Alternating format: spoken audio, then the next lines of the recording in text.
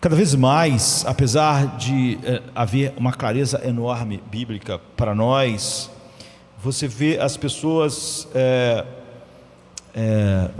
entregando-se à maneira de raciocinar da nossa cultura. E nós podemos experimentar isso sem perceber muito, sabe? Quando nós estamos chegando de avião em algumas cidades, ou então estamos no alto de uma montanha e olhamos para elas, cidades como Rio de Janeiro, como São Paulo, como as grandes cidades no mundo todo, né, no Brasil todo, você consegue enxergar do alto de uma montanha, olhando para essas cidades, uma capa de poluição, não é? Quando você está chegando de avião, se do alto, e você vê aquela capa realmente de poluição sobre a cidade. E o que é mais interessante é que nós vivemos nessas cidades, mas quando a gente está lá, não é, a gente vê aquela capa de poluição tão visível à distância de um lugar mais alto, mas então nós entramos na cidade, e quando nós estamos lá, o céu está azul, o sol está brilhando, e a gente simplesmente não vê. Ou seja, quando a gente está envolvido por aquela capa de poluição, nós não a percebemos, nós estamos respirando ela, mas lá no meio dela, nossos olhos não são capazes mais de ver, nem de perceber. Talvez nossos pulmões percebam, quando estamos lá no alto da montanha, o ar mais fresco, mais limpo, mas até isso se perde, porque quando a gente está no meio da cidade há muito tempo, a gente simplesmente está tão acostumado. Assim é o pensamento da nossa cultura, queridos. Ele é tão contínuo, que a tendência é cada vez nós vermos menos ele e o repetirmos mais. E você vê que cada vez mais cristãos, eu não vou nem dizer cristãos que não ouviram a verdade de Deus, não, explicam mais suas vidas sem Deus. Agostinho, a sua famosa, o início, talvez a abertura de uma obra mais famosa, né? Tem tantas, eu não sei se a abertura mais famosa, mas na abertura das suas confissões, todos conhecem, mesmo aqueles que nunca leram as confissões, nunca tiveram com elas, né, de Agostinho: nossos corações foram feitos para ti, e nossos corações não encontram descanso enquanto não descansarem em ti. Muitas pessoas repetem isso, acreditam de maneira vaga nisso, mas na verdade elas não acreditam nisso de fato. Essa poluição contínua de um pensamento humanista que tirou Deus. Essas pessoas dizem assim agora: elas concordam com Agostinho, nossos corações estão inquietos, porque eles foram feitos para ti e não encontram descanso. Essas pessoas dizem: não, eu encontrei Deus, mas não encontrei descanso. Elas estão falando exatamente o oposto daquilo que elas diziam acreditar, que Agostinho disse e que a palavra de Deus disse. É como se você dissesse: o meu coração, ele tem vazios de paz, de alegria, que não tem nada a ver com Deus. Eu já coloquei Deus todo no meu coração e ainda ficou alguns vazios nele. Deus não foi suficiente, de tal maneira que a minha tristeza, a minha falta de paz e de alegria não tem nada a ver com Deus, porque Deus já fez tudo o que podia, Ele encheu completamente, e essa tristeza não tem nada a ver com Ele. Ela é uma coisa que não tem nada a ver com Agostinho, aquela coisa de que no nosso coração não encontra descanso enquanto não descansar em ti. Então, eu descansei em Deus e ainda estou um pouco cansado, mas essa parte do cansaço não tem nada a ver com Deus. Cada vez mais pessoas acreditam nisso. É porque a poluição, como eu falei, quando você entra na cidade, ela se incorporou de tal maneira à vida das pessoas, que elas começam a reproduzir que há partes no ser humano que realmente precisam de algo mais do que Deus para encontrar descanso, para encontrar paz. E cada vez mais pessoas, quando vão explicar isso, é óbvio que elas vão para o humanismo secular. Elas não têm como abrir a Bíblia e justificar essas declarações, que são quase blasfemas contra Deus. No livro de Jeremias, Jeremias vivia numa época muito parecida com a nossa, em que as pessoas estavam adorando vários deuses, mas eles estavam não negando Deus, eles estavam misturando tudo. Sabe como as pessoas fazem hoje? Um pouco do evangelho, um pouco do humanismo secular. Eles faziam isso, eles adoravam Jeová, mas também adoravam Baal, eles adoravam tudo. Parecia muito com a nossa cultura, e cada vez mais com a igreja dos nossos dias, em que acha que realmente você pode misturar um pouco de Baal, um pouco de Deus, e você dizer: olha, meu coração, Deus de Israel não conseguiu encher ele todo e dar tudo, então eu peguei um pouco de Baal. Isso não é nada demais, porque eu sou uma pessoa muito complexa, e Deus de Israel não era suficiente. Então em Jeremias 31, a partir do 10 até o 17, diz assim: ouçam a palavra do Senhor, ó nações, e proclamem nas ilhas distantes: aquele que dispersou Israel vai reuni-los novamente, como pastor vigiará o seu rebanho. O Senhor resgatou a Jacó e o libertou das mãos que é mais forte do que ele. Eles virão e cantarão de alegria nos altos de Sião, ficarão radiantes de alegria pelos muitos bens dados pelo Senhor. O cereal, o vinho novo, o azeite puro, as crias das ovelhas e das vacas serão como um jardim bem regado, e não mais sentirão tristeza. Então as moças dançarão de alegria, como também os jovens e os velhos. Transformarei o lamento deles em júbilo. Eu lhes darei consolo e alegria em vez de tristeza. Satisfarei os sacerdotes com fartura, e o meu povo será saciado pela minha bondade, declara o Senhor. Assim diz o Senhor: ouve-se uma voz em Ramá, pranto e amargo choro. É Raquel que chora por seus filhos e recusa a ser consolada, porque os seus filhos já não existem mais. Assim diz o Senhor: contenha o seu choro e as suas lágrimas, pois o seu sofrimento será recompensado, declara o Senhor. Eles voltarão da terra do inimigo, por isso há esperança para o seu futuro, declara o Senhor. Seus filhos voltarão para a sua pátria. E depois, a gente avançando para o verso 31, diz assim: então chegando os dias, declara o Senhor, quando farei uma nova aliança com a comunidade de Israel e com a comunidade de Judá. Não será como a aliança que fiz com os seus antepassados, quando os tomei pela mão para tirá-los do Egito, porque quebraram a minha aliança, apesar de eu ser o Senhor deles, diz o Senhor. Esta é a aliança que eu farei com a comunidade de Israel depois daqueles dias, declara o Senhor. Então nós vamos direto para o Calvário, né? Ele diz assim: porei a minha lei no íntimo deles, e escreverei nos seus corações, e serei o seu Deus, e eles serão o meu povo. Ninguém mais ensinará ao seu próximo, nem ao seu irmão, dizendo: conheça o Senhor, porque todos eles me conhecerão, desde o menor até o maior, diz o Senhor, porque eu lhes perdoarei a maldade, e não me lembrarei mais das suas iniquidades. Então, como eu disse, cada vez mais as pessoas explicam os males da sua vida sem Deus, e elas não têm nem mais vergonha de dizer isso. Elas dizem claramente: isso aqui não tem nada a ver com Deus, eu confio totalmente em Deus, eu estou cada vez mais cheio de Deus, mas não é suficiente. Em vez de nós, ao olharmos para problemas em nosso coração, em nossa alma, e de falar: minha alma precisa estar mais cheia de Deus, eu digo: não, já tem tudo de Deus.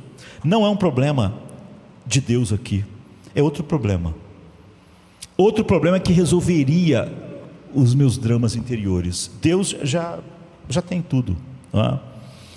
É um problema que não tem nada a ver com crer nele, me deleitar nele, experimentar mais dele. Isso não vai ser suficiente. Paulo orava pelos Efésios para que eles fossem cada vez mais fortalecidos no homem interior, pelo Espírito Santo, para conhecerem a altura, largura e a profundidade do amor de Cristo, que excede todo o entendimento. E Paulo diz que todas essas coisas acontecem conosco para que a paz de Deus, que excede todo entendimento, guarde os nossos corações. Cada vez menos pessoas que dizem crer na palavra de Deus acreditam nessas coisas. Cada vez elas mais explicam os seus males sem Deus. É assim que cada mestre do humanismo fez: tirou Deus e tentou explicar algo. Se esperava que um filho de Deus jamais tire Deus de algo e tente explicar aquilo sem Deus. mas está cada vez ficando mais comum. Até homens muito seculares percebem coisas que eles não conseguem explicar. Martin Heidegger, né, o existencialista alemão, famoso filósofo, nasceu em 1889, morreu em 1976, né? Ele é amplamente conhecido como um dos mais originais e importantes filósofos do último século. E, por exemplo, ele escreveu O Ser e o Tempo, e que é uma das obras de filosofia centrais do século XX, né? E ele procura analisar o conceito do ser. Às vezes eu penso que esses homens, que já no princípio tiravam Deus das coisas, ainda têm uma sensibilidade maior do que pessoas que se dizem cristãs hoje. Tal a poluição que elas vivem, e não há nada espiritual que realmente as proteja disso. Qual a única coisa que pode nos proteger da poluição que sequer é vista, porque nós estamos no meio dela? A palavra de Deus. Se nós acreditamos na palavra de Deus e em mais alguma coisa, nós começamos a ter problemas. Se acreditamos em Jeová e um pouquinho em Baal, nós já estamos com muitos problemas. E ele, por exemplo, teve uma grande influência sobre outro humanista ateu famoso, Jean-Paul Sartre, não é? E mesmo Karl Marx, ele tentando explicar a sociedade sem Deus, né, a partir de tirar Deus, pensava a mesma coisa. Ambos concordavam, Heidegger e Marx, por exemplo, que você não pode entender a condição humana sem uma condição que eles percebiam no ser humano, que era uma percepção de alienação, que todo ser humano se sente alienado, e eles, no seu humanismo ateísta, não sabiam explicar por que isso era assim. Teoricamente não fazia sentido essa sensação que todo ser humano tem, tanto Heidegger quanto Marx diziam isso, de que ele não está em casa, ele é um estrangeiro, ele não se sente em casa nesta vida, neste mundo. E é óbvio que isso não encaixava com as teorias que eles tinham sobre o homem. É um sentimento de que nós não estamos em casa nesse mundo, e que esse mundo não tem as condições necessárias para fazer nós termos qualquer tipo de paz verdadeira e duradoura. Então você vê literalmente como é trágico quando alguém não tem uma casa, né, queridos? Quando alguém tem que viver na rua, ou quando alguém então é deportado da sua nação por guerras ou por enfim, catástrofes. E quando você vê nações inteiras e grupos de pessoas desamparados, é uma tragédia terrível. E o que eles estão falando aqui, tanto Heidegger quanto Marx, é que essa é uma condição de todo ser humano. Todo ser humano é caracterizado pelo que Heidegger até cunhou, né? Onirel Fleischkeit, é uma sensação que ele teve que cunhar uma palavra, porque não sabia explicar exatamente essa sensação que nós estamos vivendo fora do nosso lugar, fora do lugar onde nossos corações descansam, e sentimos que somos exilados, estamos fora de casa. E isso, é claro, levanta um monte de perguntas. É a isso que Agostinho estava respondendo: nossos corações foram feitos para ti, e nossos corações não encontram descanso. É óbvio que eles não tinham a resposta de Agostinho, mas é óbvio que a maioria dos cristãos hoje não conseguem ter nem a pergunta de Marx e de Heidegger. Eles acham realmente que existe algo neles, algo em suas vidas, em suas almas, há tristezas e falta de alegria e etc., que não tem nada a ver com Deus. Jeremias, nessa passagem, está se dirigindo a pessoas assim, literalmente, pessoas sem casa. Eles foram exilados para a Babilônia. Eles não tinham mais o lugar da alegria deles, não é? Tu vai ver Ezequiel dizendo como nós fomos levados para o cativeiro, como a gente podia se alegrar e cantar os hinos de Sião numa terra estranha, numa cultura cheia de deuses, E aqui ele vai abordar realmente e vai nos dar um monte de insights sobre essa grande questão. Por que a gente é assim de tal maneira que mesmo homens completamente seculares como Heidegger e Marx conseguem perceber isso? Como podemos chegar a um lugar onde a gente realmente se sinta a paz de estar em casa? E que tipo de vida nós teríamos ou experimentamos quando finalmente chegamos em casa?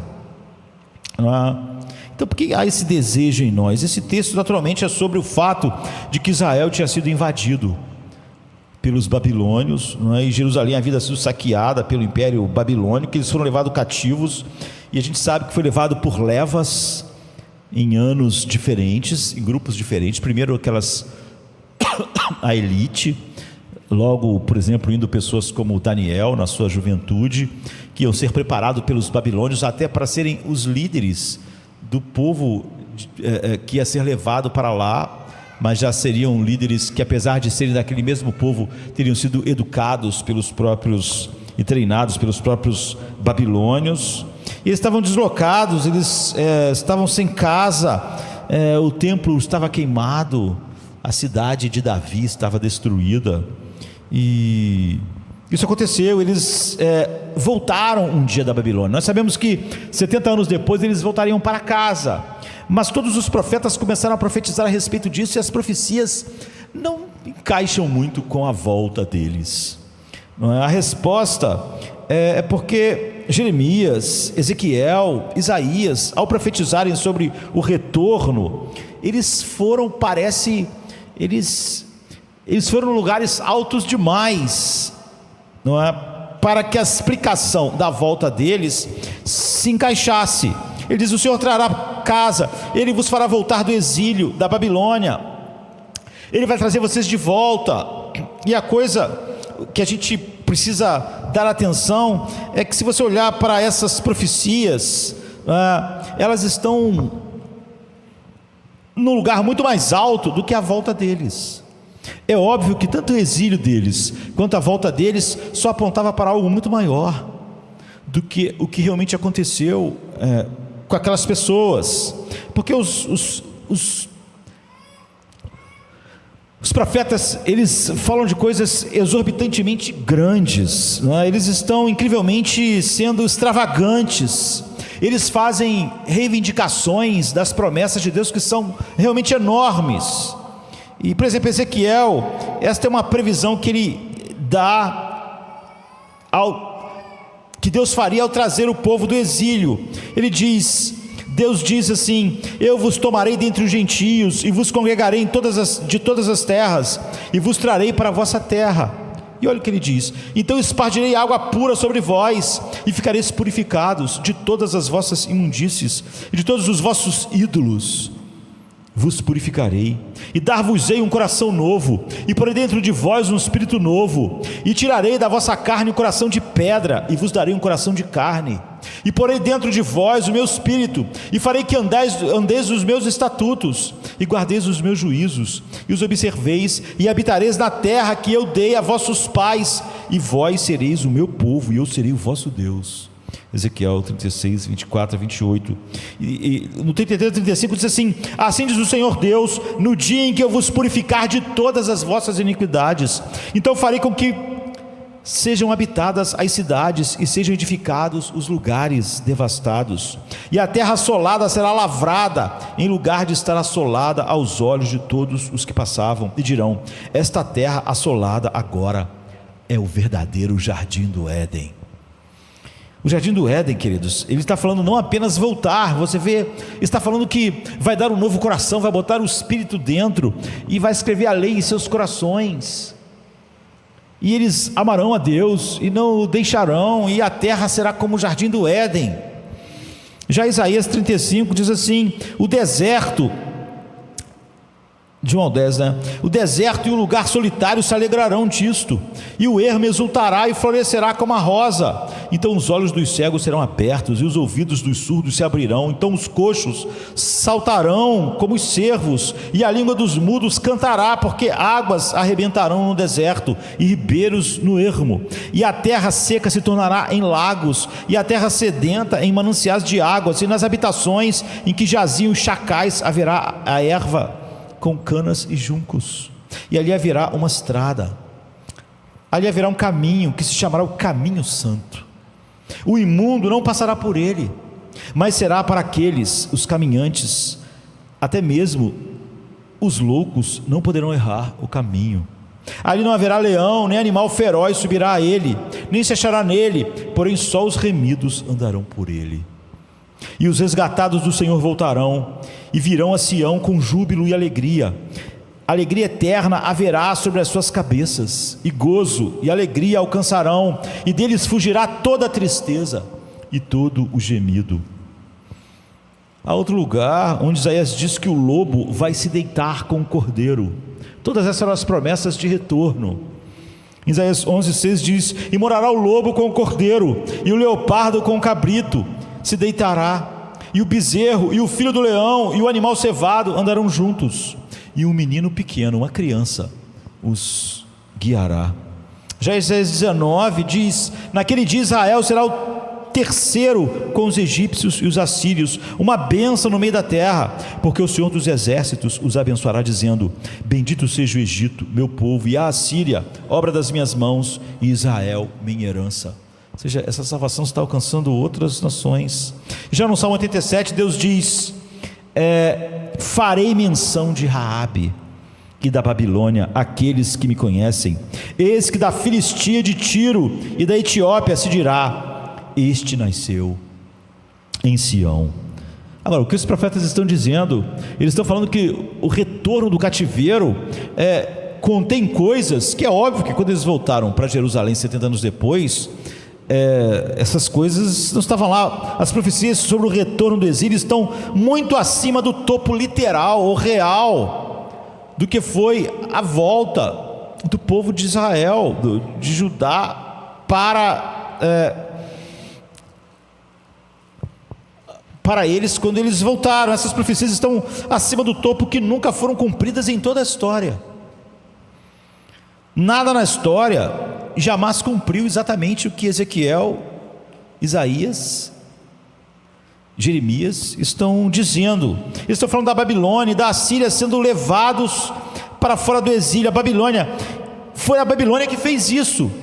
Está falando sobre uma salvação que alcançaria a Babilônia, que alcançaria todas essas nações. Está falando sobre o jardim do Éden, flores no deserto e córregos no deserto, e o lobo deitado com o cordeiro, e o leão com o cordeiro. O que ele está falando? O que eles estão falando, né? O que isso significa? Israel voltando era grande, e foi grande, foi extremamente importante, foi o que conduziu a história aonde ela precisava ir, para aquele momento exato, na plenitude dos tempos, o Filho de Deus vir ao mundo. Mas de certa forma era apenas uma imagem. A volta do exílio era apenas uma imagem, era apenas uma seta apontando para verdadeiro resgate do exílio e da alienação do homem. O que é isso? Todos os seres humanos foram feitos para uma casa e a perderam. Esse já foi o tema de alguns sermões que eu preguei. Todos nós estamos e nascemos no exílio, fora de casa, e de tal maneira que mesmo homens como Marx e Heidegger podem dizer isso. Nós sentimos isso. Cunhou palavras para explicar como todos nós sentimos que esse mundo, eles que diziam que nós somos só matéria que veio sem propósito para esse mundo, não devíamos sentir, que é uma sensação de que nós não somos, que esse mundo não é a nossa casa, não é o lugar onde nós podemos encontrar descanso de forma nenhuma. A Bíblia está realmente dizendo, e a única maneira que você pode entender essas profecias que estão tão acima do topo da volta de Israel da Babilônia, é que Deus diz: eu vou curá-los do seu exílio. ele não está apenas falando sobre Israel voltar da Babilônia para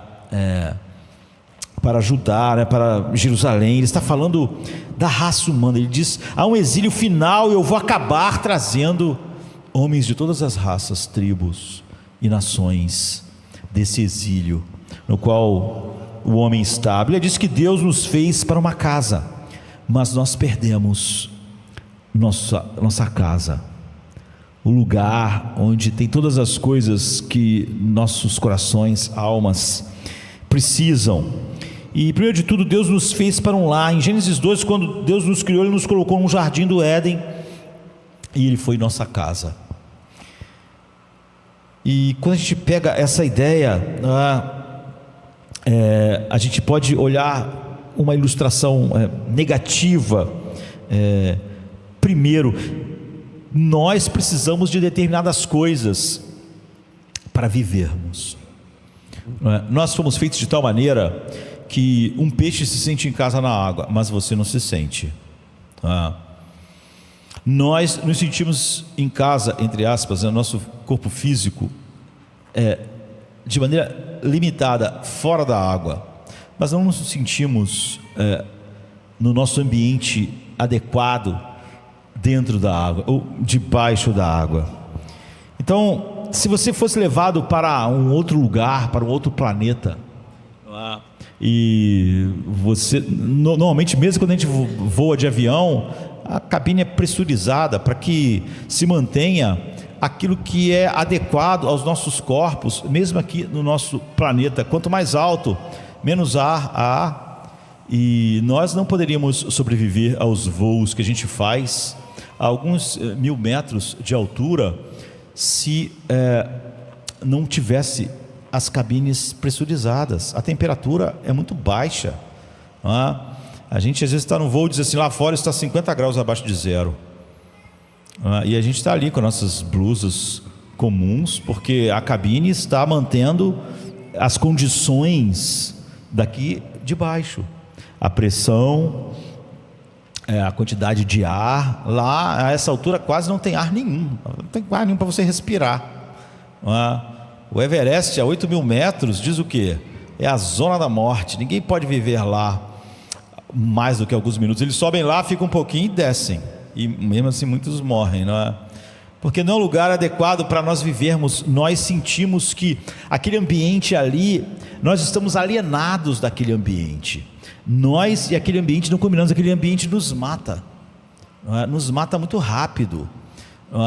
Eu estava vendo outro dia, até Mateus estava me mostrando as pessoas que vivem no lugar mais alto no mundo, e é tão alto, não é? É meio inóspito, e a média de vida lá, mas há um povo que vive lá, não sei porquê, a média de vida lá é 36, 40 anos de idade. Agora, por que alguém viveria num lugar onde a média de idade é essa? Exatamente porque é tão alto que não tem aquilo que é necessário para que a vida seja um pouco mais longa do que isso. Isso é para ver como nós precisamos de ambientes que sejam, que a gente possa no mínimo chamar de casa, que tenha as mínimas condições de chamarmos de casa, de um lar. Mas se a gente então está num outro planeta, se o nosso planeta é assim, imagina se a gente está num outro planeta e você abre a porta da sua nave, que estava lá pressurizada, igual os aviões são, igual as naves são, e você respira, então você logo perceberia: eu não sou daqui, não sou daqui. Esse aqui não é minha casa, não é meu lar, isso aqui é um lugar, é um ambiente para o qual meus pulmões não foram feitos. Por exemplo, Marte. O nosso pulmão foi feito para viver num lugar, numa casa que tem 20% de oxigênio na atmosfera. É onde nossos pulmões funcionam bem. Por isso que quanto mais alto, mais complicado vai ficando, vai tendo menos oxigênio. E como eu falei, 8.000 metros no Everest, você está na zona mortal, não há oxigênio suficiente para os nossos corpos. Mas imagina, Marte tem 1,5 de oxigênio na atmosfera. Nós precisamos de 20. Então é óbvio que lá os seus pulmões iam tentar sugar oxigênio, mas eles não encontram. 1,5 é muito pouco. não é totalmente desprovido de ar, de oxigênio, mas 1,5. Você precisa de 20. E seus pulmões não funcionam a não ser para 20, porque eles foram feitos para funcionarem a 20% de oxigênio na atmosfera. Ainda bem que não é mais, né? Se tivesse mais um pouquinho de oxigênio na atmosfera e você acendesse um palito, você explodiria o mundo. Então você sente não alienação espiritual, física. Há uma alienação física se alguém te coloca debaixo d'água, porque teus pulmões não podem funcionar na água. Você se sente logo fora do seu ambiente. Se as pessoas manterem a minha cabeça abaixo dessa água por mais alguns minutos, eu vou morrer. Esse ambiente, eu sinto a alienação desse ambiente. Alguns animais que não são peixes, eles podem viver mais, mas não muito. Outro dia eu estava vendo uma história legal assim no Twitter, se eu não me engano, né? Agora é X, sei lá, de um pescador assim, mas ele não estava a trabalho, né? Mas ele mergulhou e de repente um golfinho estava subiu meio tenso, e ele acabou achando muito tenso, muito cercando ele, o golfinho. Ele percebeu que o golfinho queria dizer alguma coisa a ele, assim, sei lá.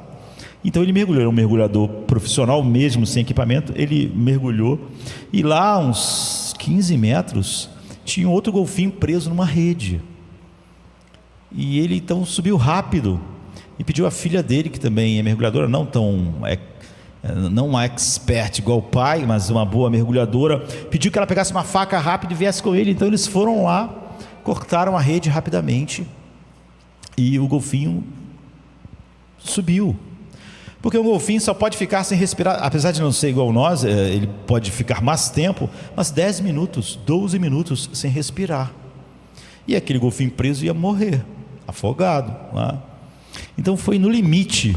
Aquele golfinho, quando chegou em cima, respirou e estava no limite, né? E logo depois ela estava grávida, né? E nasceu um golfinho logo depois. E aquele era macho e a que estava presa era a fêmea. Então é uma bela história, mas você vê, mesmo o animal que está vivendo no mar, por não ser a casa dele realmente, ele está alienado, ele não pode ficar lá mais de 10 minutos, não é? Porque ele não é exatamente um animal que pode tirar da água os seus recursos.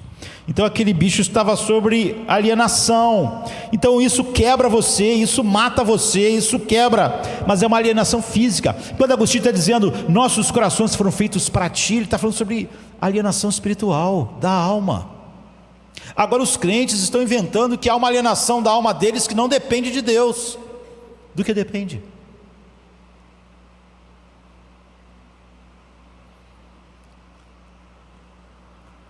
Essa é uma alienação física. Você começa a quebrar, porque você não foi feito para uma atmosfera de 1,5 de oxigênio como Marte. Não se encaixa no como você foi feito, no seu design, não se encaixa em como seus pulmões funcionam. Não só isso, você não só experimentará essa alienação física, você vai experimentar também, mesmo que você estivesse numa nave que caísse num lugar desse, e você ainda tivesse muito oxigênio, você ia sentir uma alienação psicológica e social, porque o outro planeta não haveria ninguém a não ser você, e você precisa de outras pessoas. Você sente essas duas coisas. Por exemplo, dá um filme, acho que é Marte, no nome do filme, né? Perdido em Marte, com Matt Damon. Ele fica lá em Marte, esquecem ele, o pessoal volta achando que ele morreu, mas ele morreu, ficou em Marte. E ele consegue de maneiras incríveis lá, com o recurso que ele tinha, ainda conseguir plantar, colher lá dentro das estruturas, mas ele se sente totalmente destruído psicologicamente, porque apesar de ele estar conseguindo, ele está totalmente sozinho naquele lugar, naquele planeta. Não há nenhuma chance dele ter mais contato com nenhum ser humano, e isso quebra, não é? Mesmo que você estivesse no seu próprio ambiente, como Tom Hanks, como náufrago. A gente sabe como ficou famoso, ele bota a mão numa bola com sangue, fica parecendo assim uma cara, e ele dá um nome à bola de Wilson, começa a conversar, porque ele precisa conversar com alguém, ele está ficando louco, não é? isolado, sem ninguém para conversar, sem ninguém, enfim. E isso mostra as necessidades de um lar, de todas as formas que nós temos. Eu escrevi um artigo, estava no site, blog, né? Agora não está mais no ar, sobre um filme chamado O Passageiro. É um filme de 2016, não é tão tempo assim, não é? E é um filme que as pessoas vão, igual os europeus saíram das suas terras, né, e vieram para a América, não é, uma coisa meio aventureira, mas buscando o quê? Buscando uma vida melhor, buscando, por exemplo, os puritanos fizeram isso, né, no Mayflower. Por quê? A perseguição foi tão grande, tanto tempo, chegou uma hora que eles pensaram: olha, é melhor enfrentar a América selvagem, né, com índios, perigos, sem conforto, deixar as melhores cidades do mundo na época, como Londres, não é, e viver no meio do selvagem, mas poder ter um lugar em que nós podemos viver para Deus e sem essa perseguição sem fim, do que ficarmos aqui com os confortos. Então eles fizeram viagens e foram para aqueles lugares inóspitos, não é? Outros já fizeram isso não pelos motivos que os puritanos fizeram para melhorar de vida, para tentar achar ouro, sei lá, né? Atravessaram o Atlântico com todos os perigos daquela época de se fazer isso. E nesse filme, O Passageiro, eles estão fazendo isso, mas só que já não é mais atravessar um oceano, eles estão indo para um outro planeta que eles acharam longe daqui, mas que tem todas as condições da Terra, onde as pessoas poderiam começar uma nova vida e teriam chances de ter uma vida melhor. Mas só que a viagem durava 120 anos, e a gente sabe que a gente não vive isso tudo. Então, se eu tenho 30 anos e eu ia chegar com 150 anos, mas eu ia morrer antes, então ninguém podia ir. Mas então se desenvolveu lá uma tecnologia que você ficava numas câmeras meio que hibernando, né? E tua idade ficava parada durante 120 anos, para que quando você chegasse lá nesse planeta e pudesse começar essa nova vida, você chegasse com a idade que você tinha aqui. Você ficou dormindo esses 120 anos, e você se dormiu com 25 anos, você, quando acordasse lá, que essa câmera abrisse, essa cápsula abrisse, você ia estar com os teus 25 anos, e então ia poder viver o restante da sua vida naquele planeta e construir sua família e etc. Tudo bem, a nave está toda equipada com todas as coisas confortáveis possíveis, não é? Para que quando chegassem lá tivessem todos os recursos e confortos. Mas no meio da viagem, logo assim, alguns anos depois do início da viagem, uma das cápsulas dá um defeito e abre. E então esse rapaz sai, ele acorda e descobre que ainda falta 90 anos para chegar. E agora ele vai fazer o quê? Ou ele conserta o troço, entra naquilo e berra de novo, ou ele vai morrer, porque 90 anos, ele já tem, sei lá, 25, 30 anos. Ainda vai levar 90 anos para chegar, ele não vai chegar, ele vai morrer. Então ele fica vivendo ali naquela nave gigante, com todas aquelas cápsulas, com uma quantidade enorme de pessoas ali hibernando, que estão indo, mas ele não pode ter contato com elas, porque elas estão lá hibernando, e elas vão chegar, se elas continuarem ali, só a dele que abriu. Mas ele tem todo o conforto, ele está como se estivesse num grande navio luxuoso de cruzeiro, né? Então tem comida, tem jogos eletrônicos, tem filmes, tem tudo para ele lá. Mas ele vai morrer, ele não vai chegar. E ele começa a sentir uma necessidade enorme. Ele fica pensando em abrir câmeras lá de algum engenheiro que saiba consertar a máquina, mas ele não consegue pensar em nada. Ele fica naquela luta com o egoísmo de abrir uma cápsula, pelo menos, para ter uma companhia, já que ele vai viver ali mais 60 anos e morrer, para ter alguém com ele, que viva com ele, etc, né? E há todo um drama assim. Por quê? Porque apesar de ter todos os confortos, ele ainda sente uma alienação. Ele está sozinho, vai viver sozinho, há conforto ali, há remédios, mas ele não vai ver ninguém até morrer. E aquelas pessoas só vão perceber que ele morreu quando descobrirem o corpo dele, ou os restos mortais dele, daqui a 90 anos, quando eles finalmente chegarem lá e abrir, não é, as cápsulas, não é? Então aquelas 5.000 pessoas estão lá, mas não estão lá para ele, e ele não vai chegar, e está toda uma história interessante a respeito disso, não é? Então ele começa a sofrer esse colapso psicológico, porque ele precisa de alguém. Chega uma hora que ele está lá um tempão já, com todo conforto, mas ele precisa de alguém, e isso vai ser uma das o tema central do drama que ele vai viver nessa história. E se você vai ter que viver em algum lugar, mesmo que seja um ano, né? Às vezes você vai para um lugar, tem que ficar só um ano aqui, você acaba dando um jeito daquilo se parecer contigo, né? Você começa a botar uns quadros, você dá um jeito, porque você quer que de alguma maneira você sinta-se um pouco em casa ali, mesmo que você saiba que vai ficar pouco tempo. A nossa casa é um lugar muito adequado para nós, não é? Nós podemos realmente no meio da noite andar na escuridão em nossa casa. A gente sabe para onde está a cozinha, para onde está a sala, para onde está o banheiro, a gente sabe o que tem na frente, o que tem no corredor. A gente realmente pode se mover na penumbra ou na escuridão dentro da nossa casa. Se a gente estivesse na casa de alguém de um amigo, e naquela primeira noite lá faltasse luz, você não sabe nada, você vai esbarrar em tudo, vai quebrar tudo, você não tem como se mexer, você não sente, o ambiente todo é estranho para você, e sem o sentido da visão, você está completamente perdido. As pessoas até dizem, eu nunca fiz isso, né? Eu nunca tive essa preocupação, mas dizem que é sábio, se você vai passar a noite num hotel, mesmo que seja uma noite só, você chegar na porta do seu quarto, fechar os olhos e decorar todos os caminhos. Se eu precisar descer pela escada no meio da noite, na escuridão, a escada fica para lá no corredor, eu vou andar e vou virar à direita e vai estar à frente, e a porta abre dessa forma,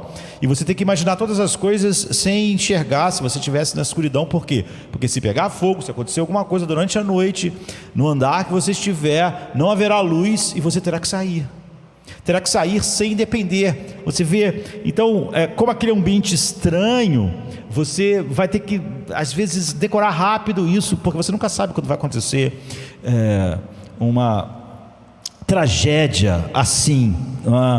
Então você vê que a gente é muito sensível à alienação, a estar em um lugar estranho. A gente não se sente seguro, a gente não se sente tranquilo.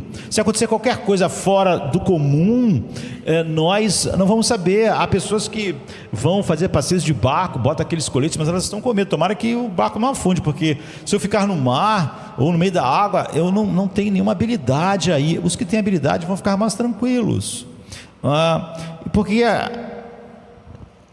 qualquer ambiente assim não suporta as nossas capacidades físicas, psicológicas e sociais, não conseguem se sentir à vontade nesses lugares estranhos. Nós sentimos essa alienação. Então Deus nos fez e nos colocou no Éden, o único lugar onde todas as nossas capacidades se encaixavam ao máximo.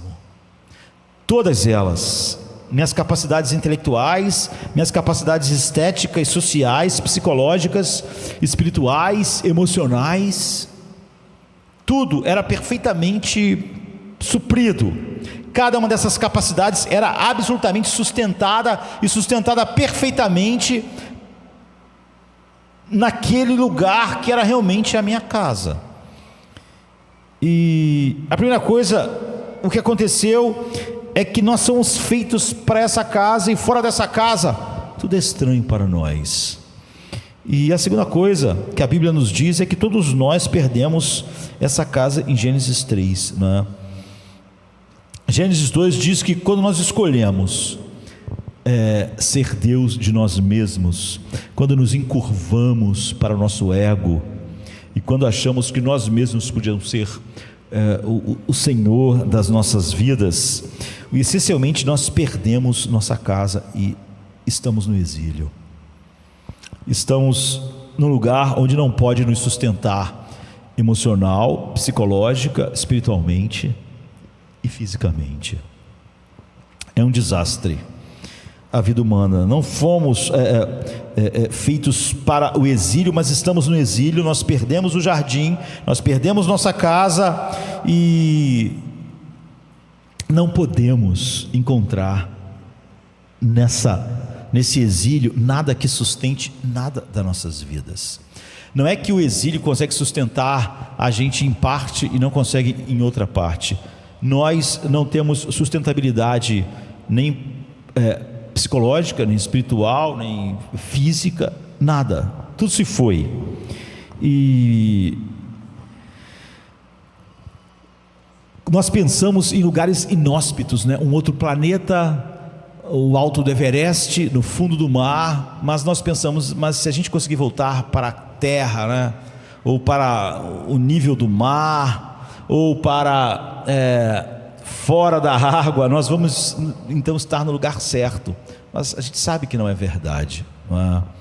Porque veja, no mar você vai morrer em alguns minutos, porque você não pode ficar sem respirar mais do que 6 minutos sem danos irreversíveis. Logo depois você vai estar morto. Então realmente você sente de maneira mais rápida a alienação debaixo d'água. Em Marte você teria o mesmo problema do mar, né? Você não tem como respirar, a quantidade de minutos seria a mesma. Dependendo do lugar que você estivesse, por causa de pressão, etc., você morreria mais rápido por outros fatores que não é respiração.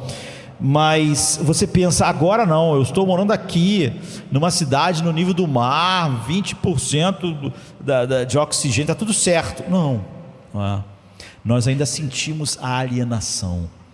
Nós só vamos demorar a morrer mais, mas vamos morrer.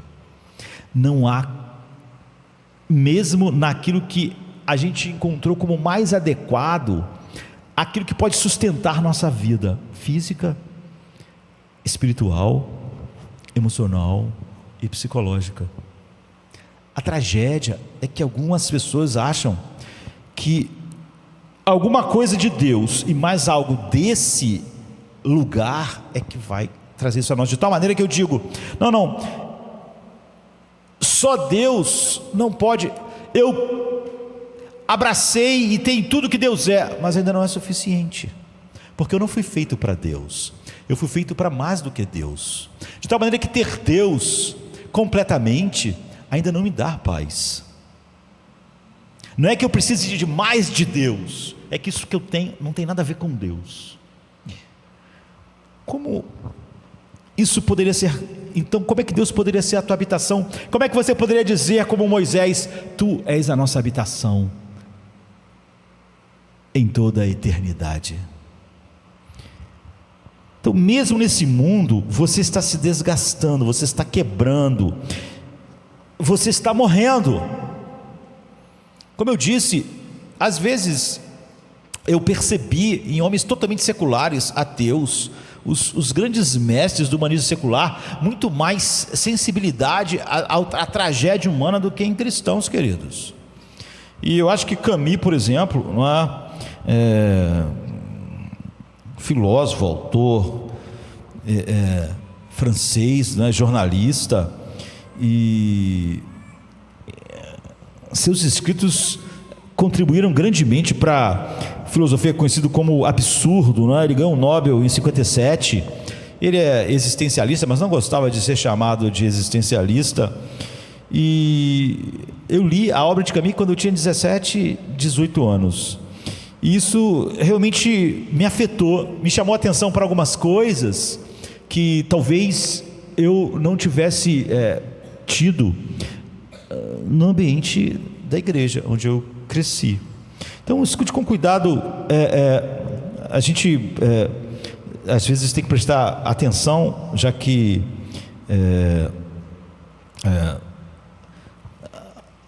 não usam às vezes as palavras mais simples, as ideias às vezes parecem não ser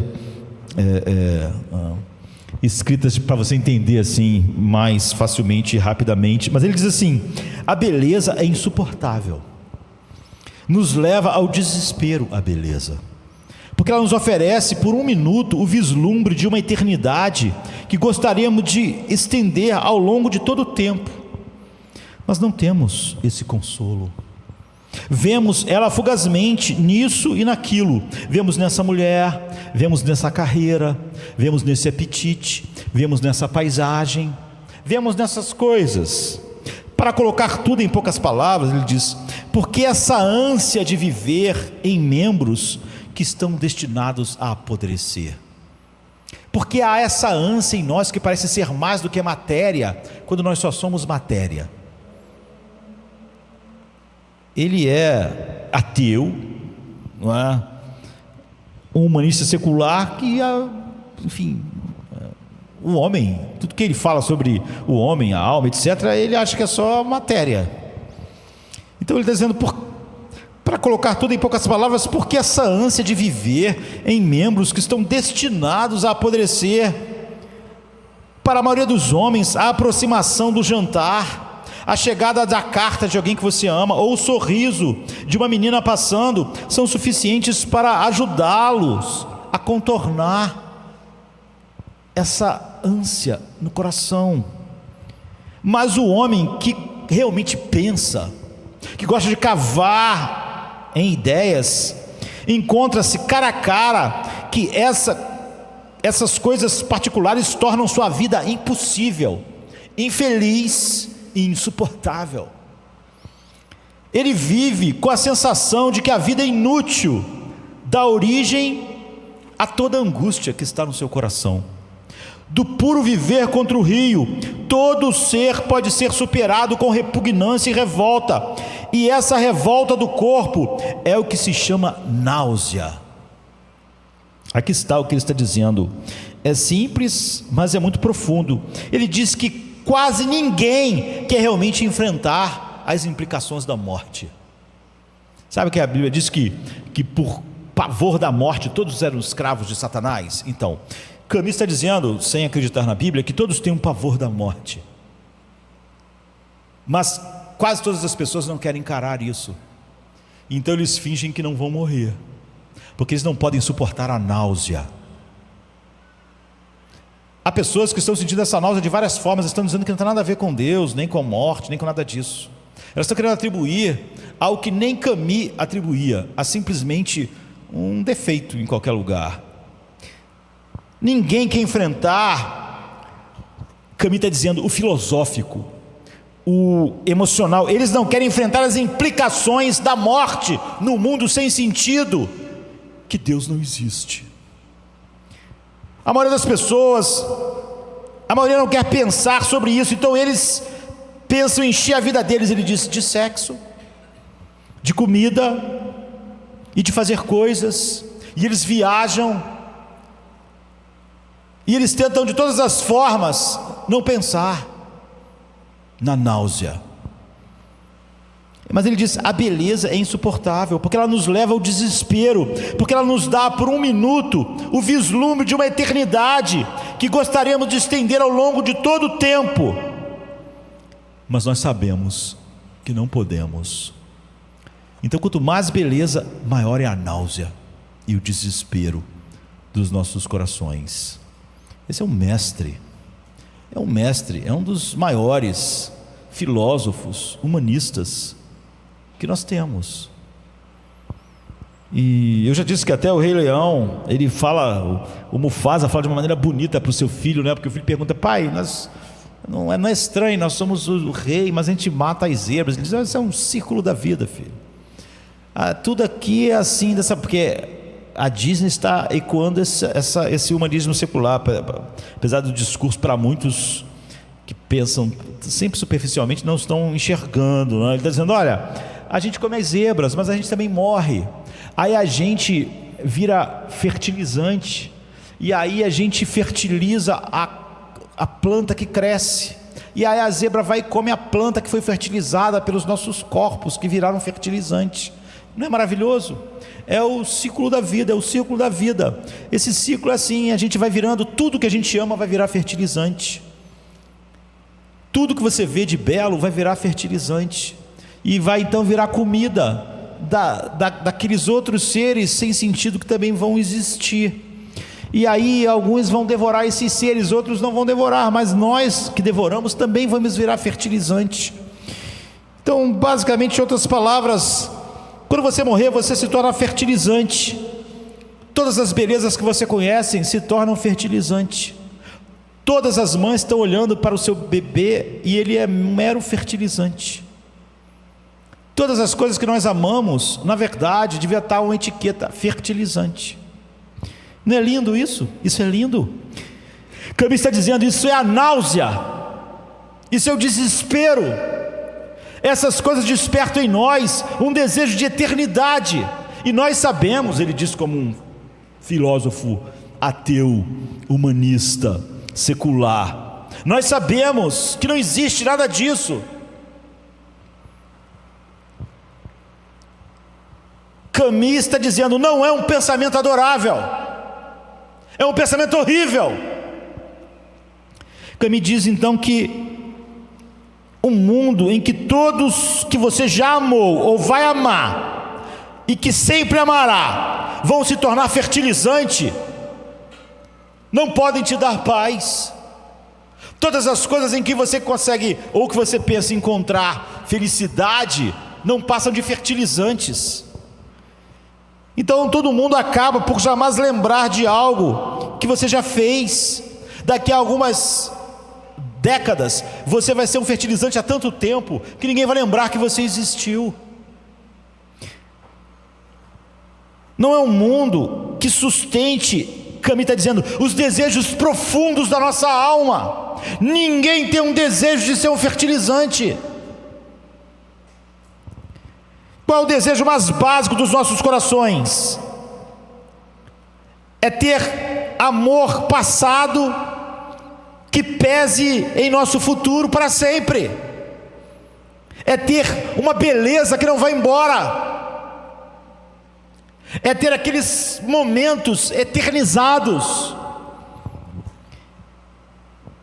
É que quando fazemos algo que conta, gostaríamos que aquilo contasse para sempre. É que gostaríamos que se algo tivesse valor para nós, tivesse um valor para sempre. Esse mundo não pode sustentar esses anseios do coração. E é por isso que Agostinho está dizendo que nossos corações são inquietos. Ele vai além de Camus, mas pelo menos esses homens são profundos. Uma pessoa que diz que é serva de Deus, ou servo de Deus, que Deus todo não foi a sua paz, essa pessoa sequer consegue ser profunda, queridos. Não é nada admirável. É mais admirável a mente de um homem ateu como de Camus, porque pelo menos ele parece conhecer mais o drama humano do que pessoas que falam coisas fúteis só para as pessoas se sentirem bem. Camus chama isso de pessoas que estão falando em sexo, em comida, e não querem falar sobre o assunto, porque eles não querem se sentir mal. Hoje nós vivemos uma cultura que quer que todo mundo se sinta bem, não falando nada que tenha contato com a realidade.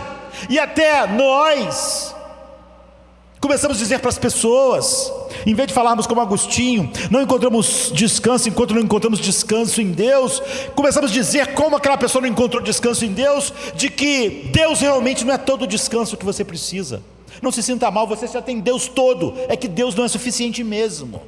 O problema não está em você, o problema está em Deus, que não pode ser sua paz.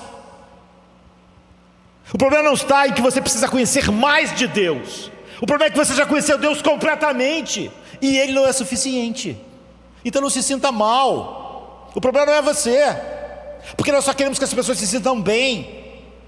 Eu prefiro ser como Paulo. Eu oro para que vocês conheçam mais Cristo. Se há alguma coisa em vocês que não está cheia e plena, é porque não está pleno de Cristo, porque não falta nada nele. Ele é a nossa paz. Se falta paz, falta Cristo. Não pode ser outra coisa. Até Camus sabe que esse mundo não pode dar essas coisas. Então, não pode nos sustentar, sabe?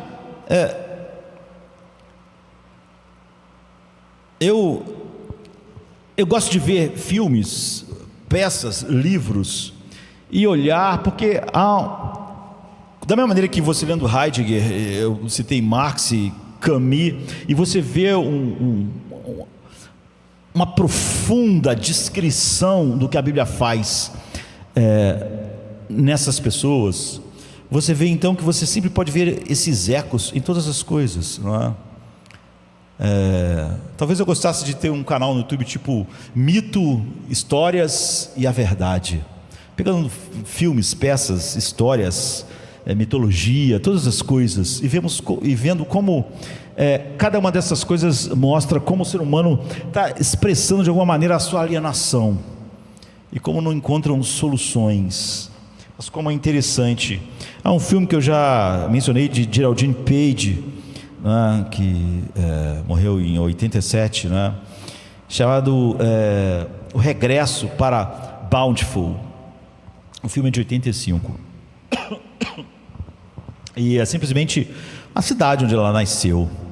E agora ela está com idade, né, e ela finalmente foi aplaudida por esse filme, ganhou Oscar, né? Ela que já tinha concorrido a tantas vezes, mas não tinha vencido. E o filme trata, sem maior sentimentalismo, das dificuldades que cercam o envelhecer, coisa que a nossa geração também é a mais fútil. Ela realmente pensa que pode lidar com os problemas da velhice só com maquiagem, ajeitar a cara, não é? E então ela fica cada vez mais angustiada, porque saídas fúteis deixam nosso coração mais desesperado, queridos. Até cristãos agora estão além, né? O autor de Eclesiastes diz: debaixo do sol tudo é vaidade. Ele está dizendo, numa vida sem Deus, se você não olhar para Deus, olhar para as coisas debaixo do sol, mesmo se você fosse eu, Salomão, com toda a sua glória, você ia ver que tudo isso é fútil, não resolve os dramas do nosso coração, é náusea, se ele pudesse usar a palavra de Camus. Mas então, nesse filme, ela está viúva, está idosa, e ela está infeliz, lidando com os dramas de envelhecer e da morte que está se aproximando, né? E ela pensa, olha, a única maneira de eu tentar resgatar alguma coisa é voltar para a minha velha cidade, né? Que é Bountiful, e é uma cidade no Golfo do Texas. E ela volta, ela pensa, não tem mais nada, eu andei pelo mundo, vivi, casei, estou viúva, estou velha, acho que a única coisa para me encontrar um pouco de alegria no fim da vida é voltar para onde eu cresci, onde papai e mamãe viveram, onde as histórias da minha adolescência e juventude aconteceram. E então ela pensa nisso, e é uma forma de recuperar um pouco de força, de dignidade, para enfrentar esses anos, né? E ela chega lá, e o que acontece, queridos? Todas as pessoas que ela conhecia tinham morrido ou ido embora, igual ela foi. Não tinha ninguém lá. A cidade que ela lembrava não tinha mais nenhum rosto que ela conheceu. Todo mundo foi enterrado. Ela podia ver todo mundo, visitar todo mundo no cemitério da cidade, ou então tinha ido embora, igual ela foi embora. Não tinha nada lá para ela. Aquela sensação de que voltar para lá faria ela se sentir um pouco melhor, então não existia. E então ela vê a sua própria casa, e a própria casa dela é só uma ruína. É só a casa, sabe, onde ela cresceu, a casa do vovô, do tio. E você vê, se você voltar para lugares que você achavam incríveis, mesmo que eles não tenham se transformado em ruínas, porque algumas coisas que ela encontrou não eram ruínas, tinham sido preservadas, estavam iguais ainda à sua juventude. Mas se você encontrar, você vai ver que a sua lembrança era maior do que a realidade. Não é assim, queridos?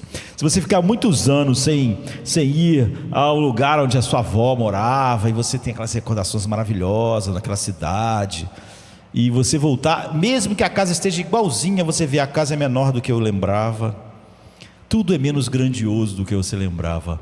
Na tua lembrança tudo era maior, tudo era melhor, tudo era mais encantador do que quando você encontra. Há até uma certa decepção em encontrar as coisas que para você, algumas coisas não, porque era um lugar lindo e virou, sei lá, um shopping center, mas algumas coisas estão exatamente como eram e ainda assim não eram como eram, porque o que eram na sua mente, o que eram nas suas lembranças e que produzia alguns sentimentos nostálgicos, quando você vê a realidade você pensa, não era assim. Quando você volta, você encontra até as partes que não mudaram, você percebe que elas realmente nunca foram grandes quanto você lembrava, ou quanto você queria crer que elas eram. Em outras palavras, até mesmo a casa que você se lembra, você nunca teve, aquilo era só uma coisa da sua memória, aquelas coisas grandiosas, aquelas coisas maravilhosas só estavam na sua mente, não estavam na realidade. Agora que você voltou e está vendo a realidade,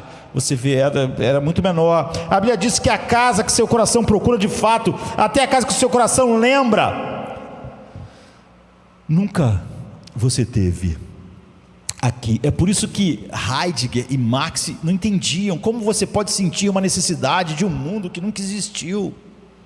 Eles acreditavam que nós somos frutos de nada, do acaso, materialista.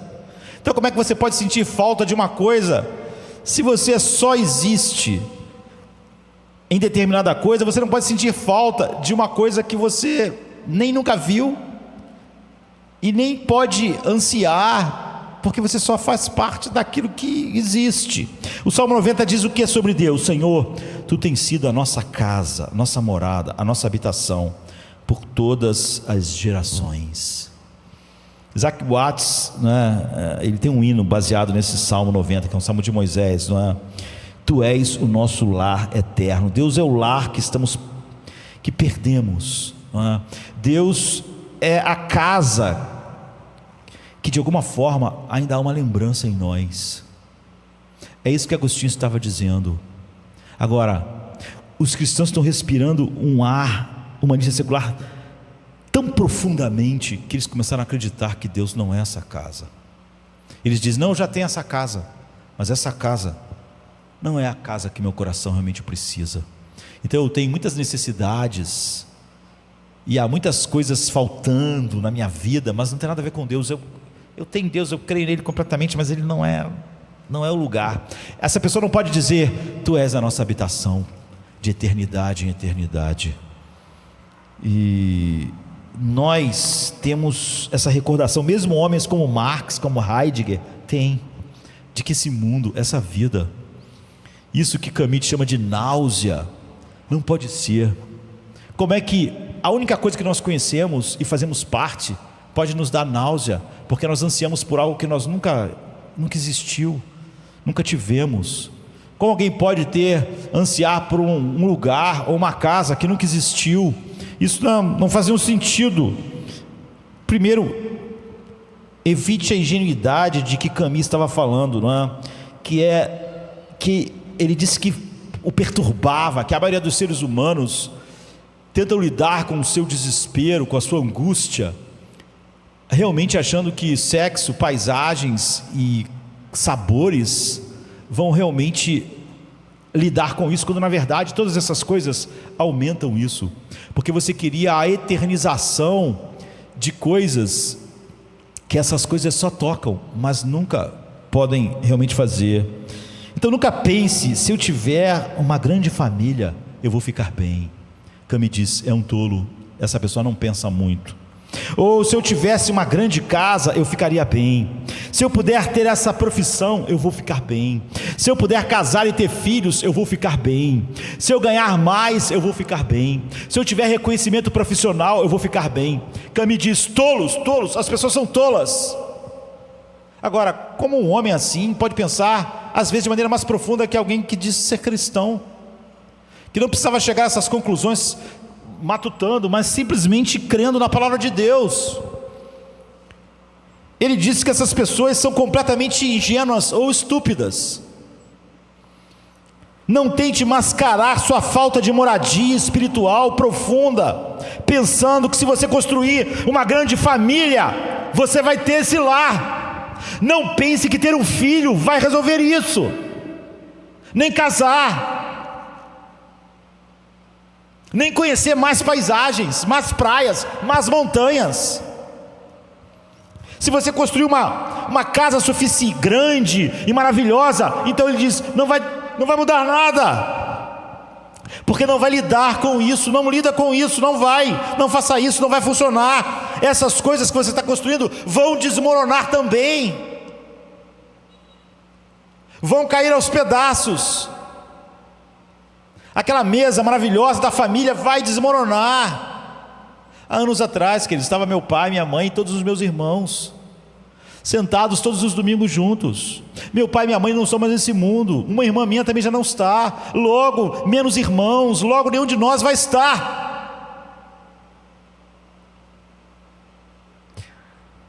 Em segundo lugar, a outro lado, não seja ingênuo, mas não fique tão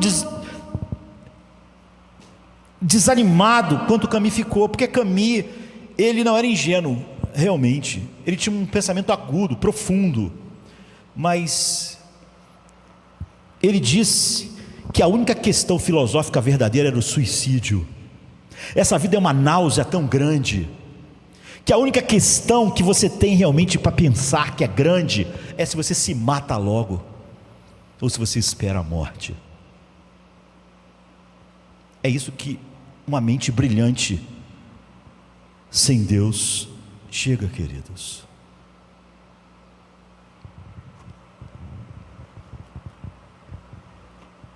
Moisés diz, Senhor, Tu tens sido a nossa morada de geração em geração. Ninguém pode dizer o Salmo 90, versículo 1, e dar um tiro na cabeça. Ninguém pode dizer, Senhor, Tu és minha morada de geração em geração. Tu és a minha casa, Tu és a minha paz, e dar um tiro na cabeça. Ninguém, queridos. As verdades bíblicas sobre a alma e um tiro na cabeça não combinam. O que Camille sentia, um tiro na cabeça, eu acho que combina perfeitamente, porque ele era um homem que podia ver a vida e chamar, é náusea. A única questão filosófica é o suicídio. Eu me livro dessa náusea dando um tiro na cabeça, ou eu espero, com náusea cada vez mais crescente, a natureza me matar.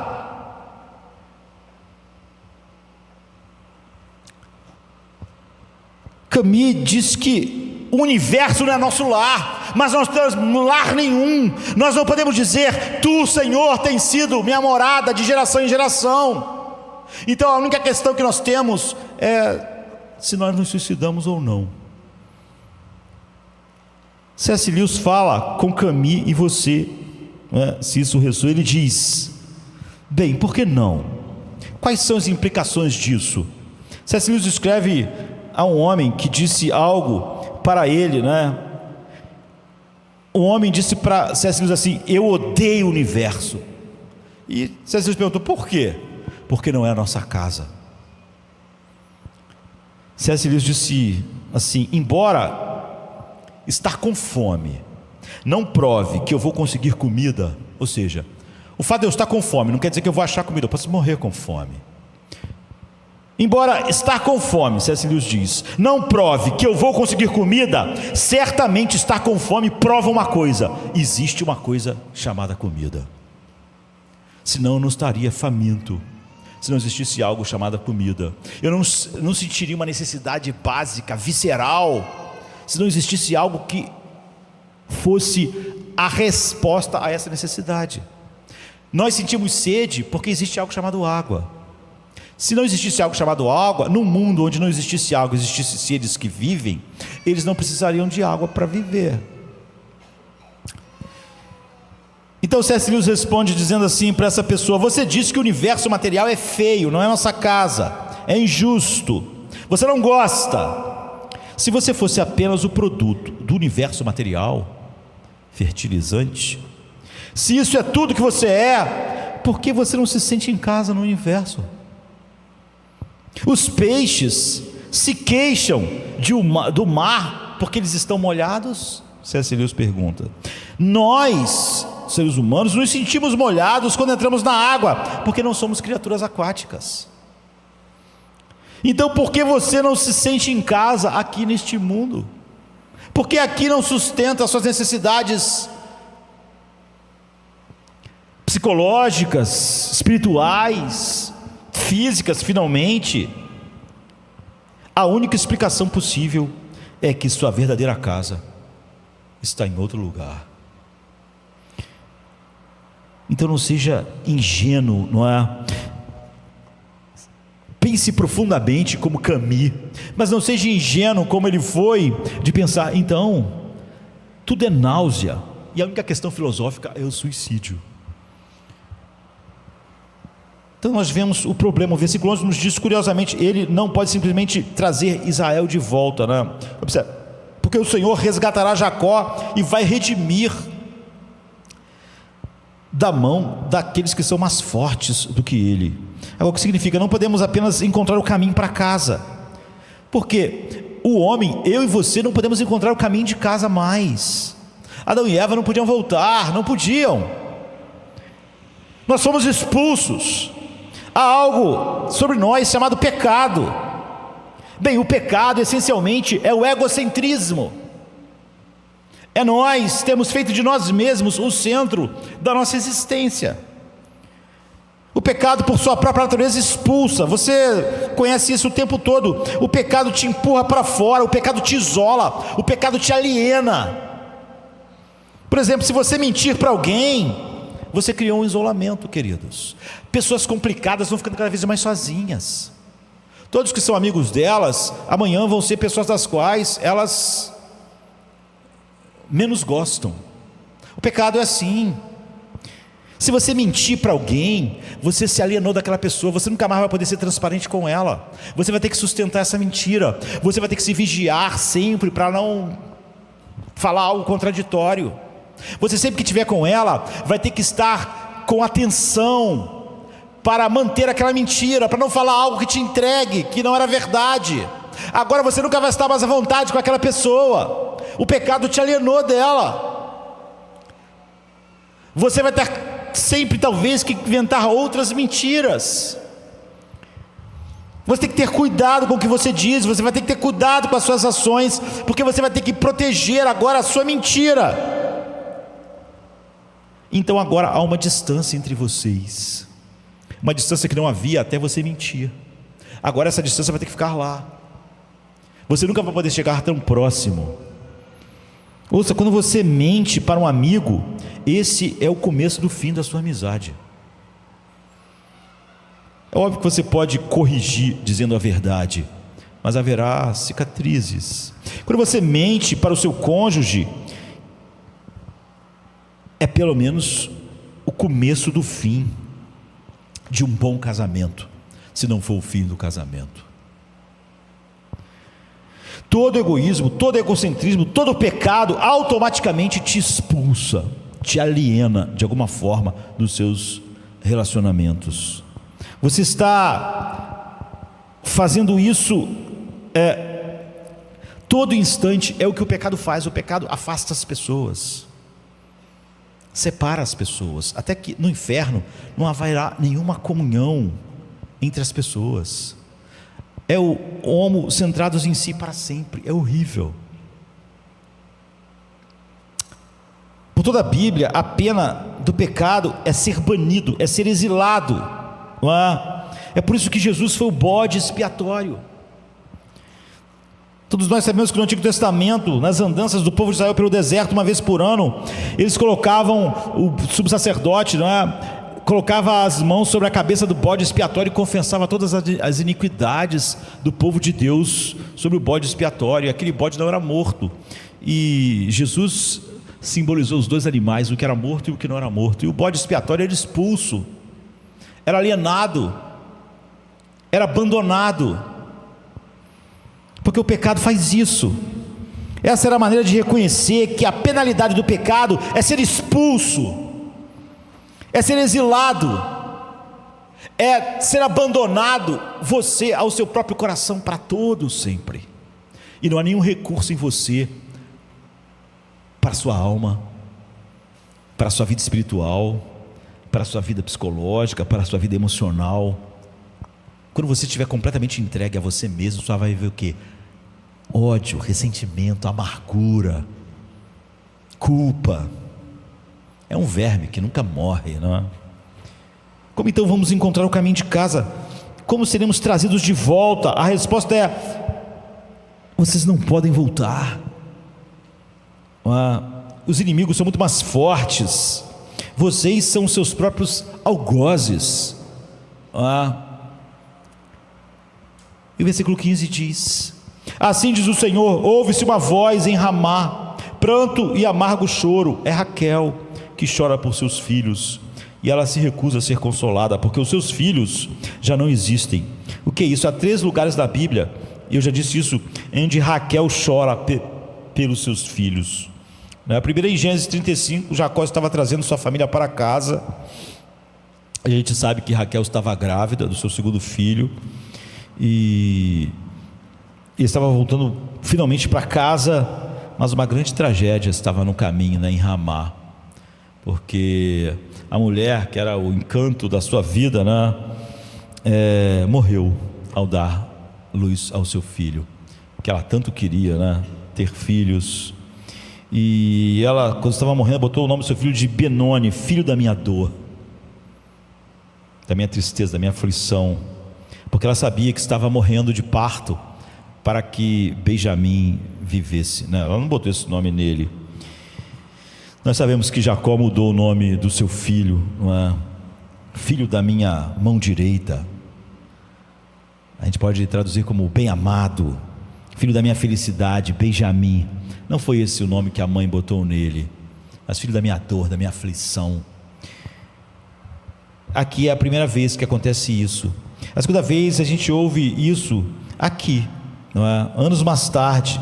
O que aconteceu em Ramá? Ramá foi o lugar onde eram separados os filhos que iam ser levados para a Babilônia, como Jeremias está falando. Eles mataram os prisioneiros, fizeram prisioneiros e trouxeram os que sobreviveram para Ramá, para fazer assim uma seleção. Então a Ramá era uma estação onde era um acampamento de trânsito ali, sabe? Seria como onde os nazistas iam embarcar as pessoas naqueles trens para levar para várias partes.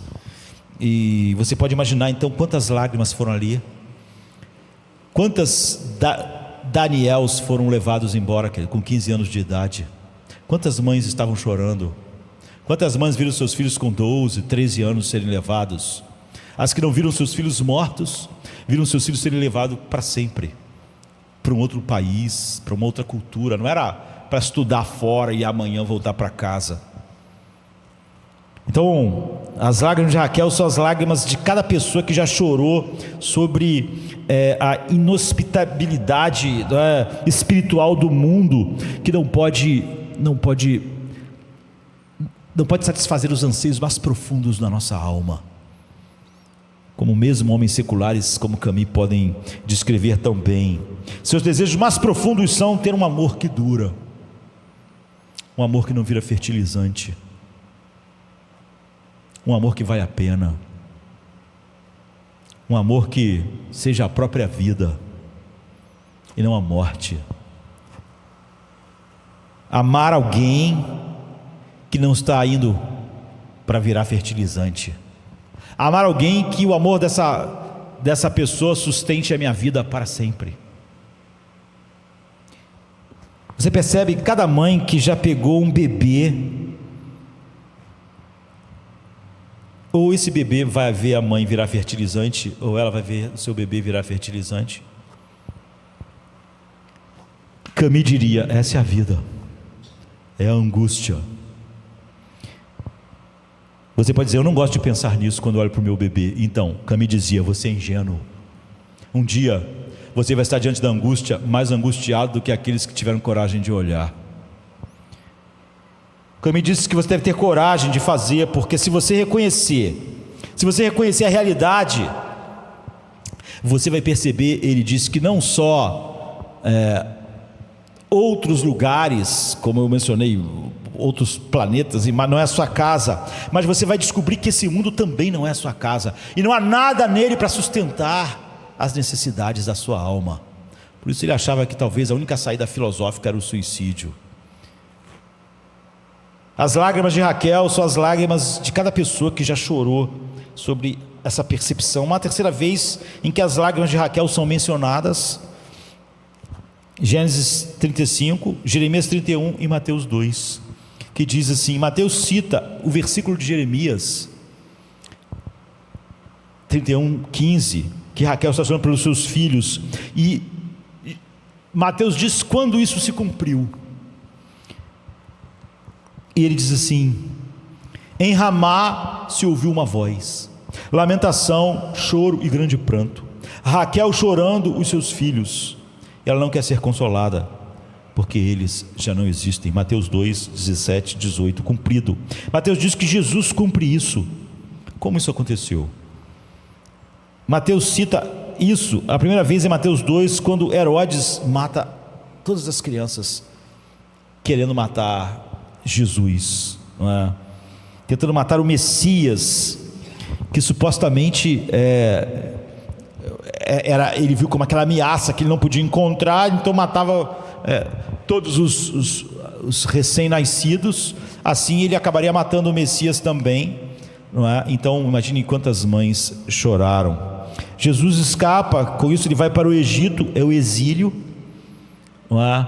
Como o exílio de Israel, e eles vão para o exílio. Isso é interessante. Não só isso, mas se você entender toda a carreira de Jesus, Jesus está sempre no exílio. Jesus diz assim: as raposas têm seus covis, as aves dos céus têm seus ninhos, mas o Filho do Homem não tem um lugar para deitar a cabeça. É óbvio que Jesus tinha lugares para dormir, queridos. Ele está dizendo o seguinte: eu sou sempre um estrangeiro nesse mundo, eu não sou daqui. Ele diz: esse mundo me odeia porque eu não sou desse mundo. Por que não? Ao dizer coisas assim, a família de Jesus pensou que ele era louco, os irmãos. As autoridades queriam matá-lo. Seus amigos eram completamente estúpidos. Ele, portanto, não tinha nenhum lugar para ir. Além de não ser, ele estava exilado de todas as formas aqui, não é? Então ele sempre foi um desabrigado, a gente pode dizer assim, um exilado. Jesus era um desabrigado. Finalmente, no final da sua vida, ele se dirigiu para Jerusalém. Lucas 19 diz que quando ele viu Jerusalém, ele chorou sobre ela. E Mateus diz que quando ele chorou, ele disse: Jerusalém, Jerusalém, como desejei poder tomá-la sob minhas asas. Essa é a língua de uma ave mãe, não é? Isso é poderoso e ousado, que nos evangelhos nós temos Jesus o Messias chorando como uma mãe que chora deliberadamente, não é? Como Raquel chorando em Ramá, não é? Ele, a gente pode dizer, é a verdadeira Raquel, que vai morrer em trabalho de parto para que um povo nasça. Quando ele chegar à cruz, você sabe o que Hebreus 13 diz? Ele aponta a cruz que estava fora do portão, não é? Fora do acampamento. Exatamente o que acontecia com o bode expiatório. Estava fora da cidade, ele foi expulso. Ele é o verdadeiro bode expiatório. Ele entrou no exílio final, que é o abandono final de Deus. Porque o Éden não era a casa de Adão por causa do Éden, mas por causa de Deus. Não é que nós somos destituídos de um lugar maravilhoso. Nós sabemos que lugares maravilhosos não consertam o nosso coração. Vá para a ilha mais maravilhosa, com o mar mais maravilhoso, com a paisagem mais maravilhosa e com a comida mais maravilhosa, e você ainda vai sentir o que Camille diz: náusea. O pai expulsou, e a única maneira de voltarmos era era Raquel morrer para que nós nascêssemos. Nós merecemos o exílio, nós merecemos a angústia, nós merecemos o que Camille disse, náusea. A vida é náusea, porque a vida é náusea, porque Agostinho realmente chegou além do que Camille, algo que eu acho que grande parte dos cristãos não chegaram hoje. É por isso que tem cristãos que dizem, não podem dizer mais como Agostinho: nossa alma não encontra descanso enquanto não encontrar a Ti. Nós somos feitos para Ti, porque hoje tem cristãos dizendo que encontraram Deus e não encontraram descanso, que nem esse mundo é sua casa, mas que nem Deus é a casa deles. Eu não sei onde alguém está para poder dizer isso e achar que realmente está honrando Deus de alguma forma. Essa pessoa foi muito além e muito mais distante, e de uma forma muito mais profunda ofende Deus muito mais do que Camille. Pelo menos Camille não acreditava em Deus, não dizia que Jesus é o que Ele é, para depois dizer que Jesus faz parte da náusea também. Não foi suficiente, não é suficiente. Isso é pior do que dizer que Deus não existe e que a vida, a única questão filosófica é o suicídio. É pior dizer: eu posso ter Jesus e o suicídio, porque Jesus e a náusea é a mesma coisa. Camille dizia que a única questão filosófica era o suicídio, porque ele achava que tudo era fertilizante. Eu disse que encontrei a própria vida, mas ainda acho que talvez a solução seja o suicídio, porque a náusea continuou, porque Jesus não era uma solução para isso. Quem você acha que está dizendo as piores coisas a respeito de Deus? Quem diz que Ele não existe, ou quem diz que Ele existe é um mentiroso?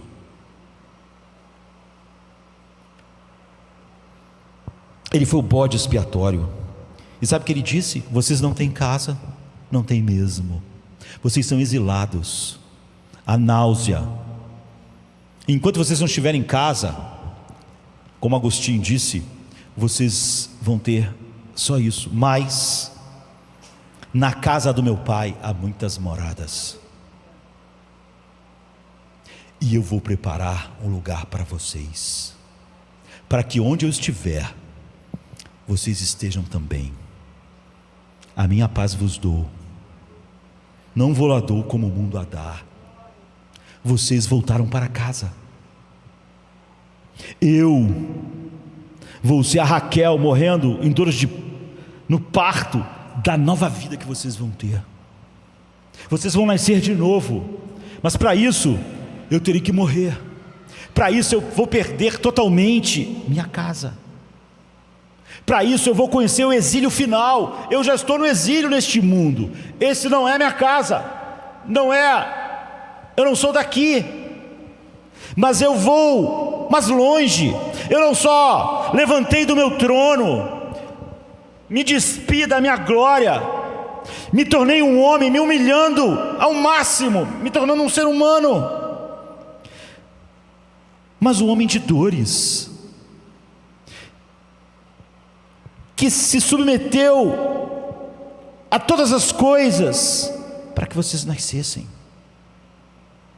para que vocês nascessem de novo. E eu vou preparar um lugar para vocês. E na casa do meu Pai, muitas moradas, fica extensa a tradução, há muitos quartos. Vocês têm uma casa na casa do meu Pai.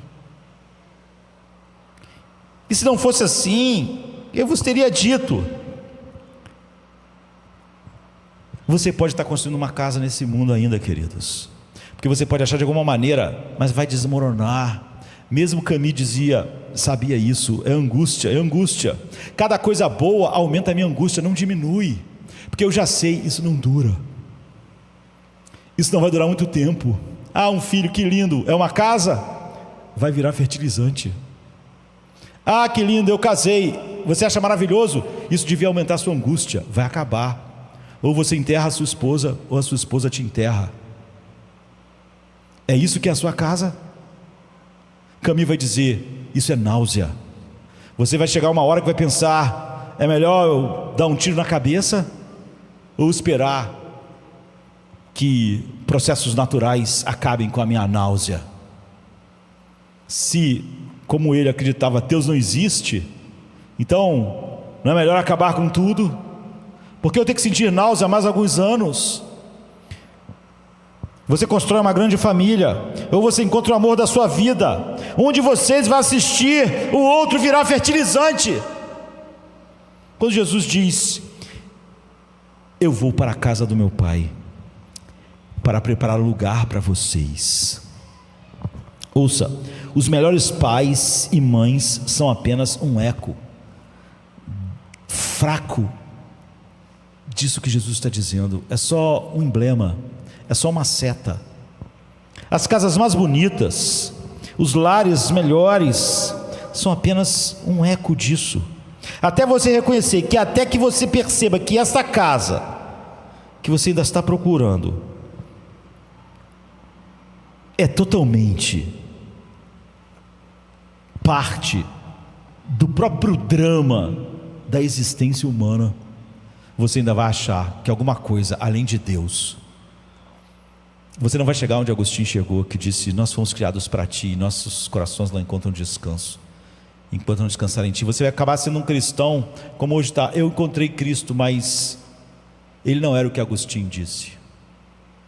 Não era um descanso. E se ele é um descanso hoje, eu não posso confiar que ele é um descanso quando eu estiver morrendo, e muito menos depois que eu tiver morrido. Se na única vida que eu vivo ele não é o que ele diz, como é que eu posso acreditar que ele será o que ele disse na outra vida? Se Jesus não foi o que ele disse que seria para mim agora, como eu posso dar credibilidade à sua palavra de que ele será no futuro? Se ele mentiu sobre o hoje, eu não posso acreditar sobre o amanhã. Você tem que decidir se Jesus é verdadeiro ou não. Mas Jesus abriu a porta.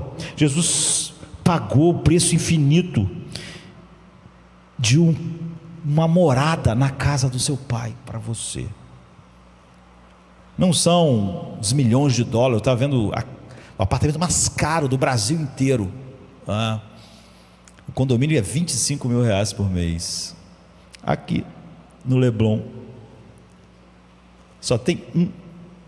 Todos foram vendidos, mas ainda tem um. Se você quiser, eu acho que é 38 milhões à vista, se você quiser comprar, porque um dos compradores resolveu vender, mas já até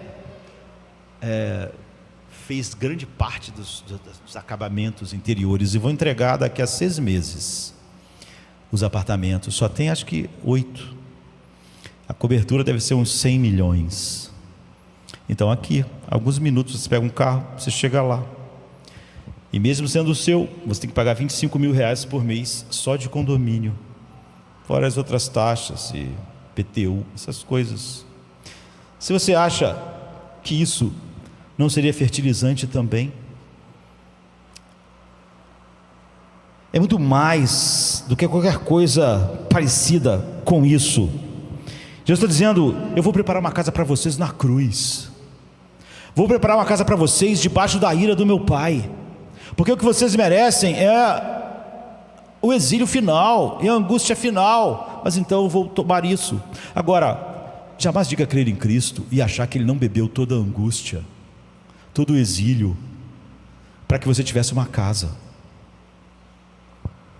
Você não honra Cristo assim. Não fale nada sobre Ele, se você não vai falar a verdade. Se Ele não é real para você, não desfigure a verdade de Deus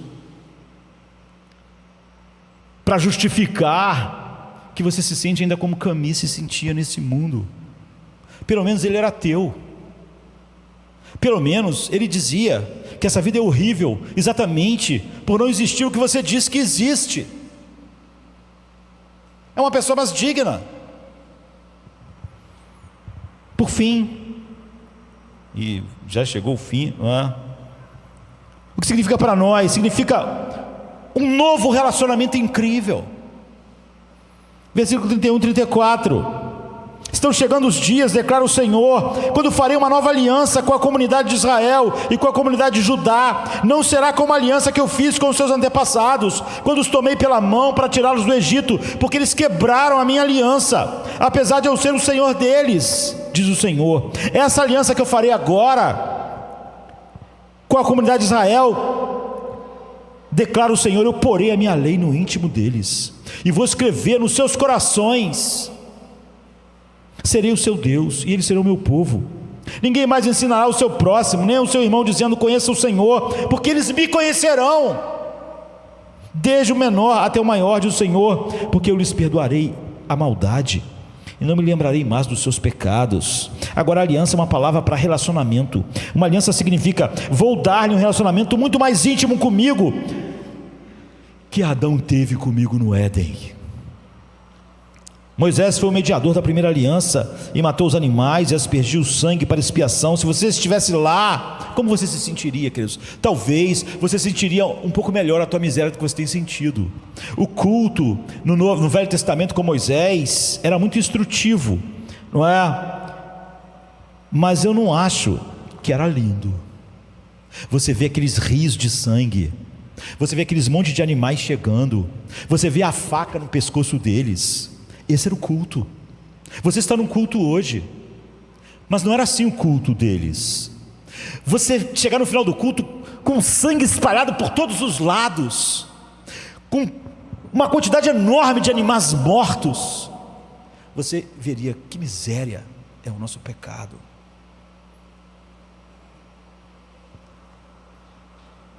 Seria assustador, não seria? O final de cada culto não era assustador? Todo aquele sangue derramado, todo aquele animal queimando no altar, todo aquele cheiro, todo aquele rio de sangue.